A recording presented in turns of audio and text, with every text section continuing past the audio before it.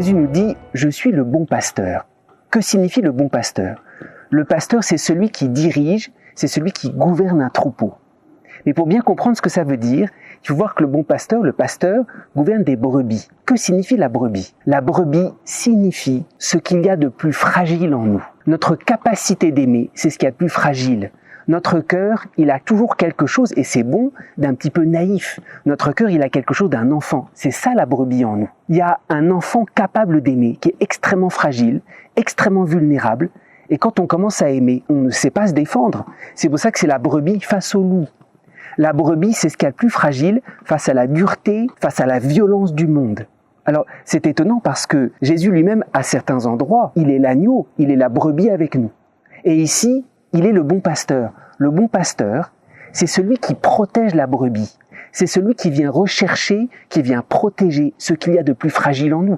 On sait la tentation, quand on a essayé d'aimer et puis qu'on a été blessé, c'est de se blinder. Le bon pasteur, c'est exactement l'inverse. C'est celui qui met à l'aise, qui protège ses brebis pour qu'elles puissent continuer à aimer à travers leur fragilité. Le bon pasteur, c'est Jésus qui nous enseigne. Ta fragilité, je la protège. Tu peux continuer à aimer. C'est ce qu'il a fait par exemple avec Marie-Madeleine. Marie-Madeleine, elle était blessée.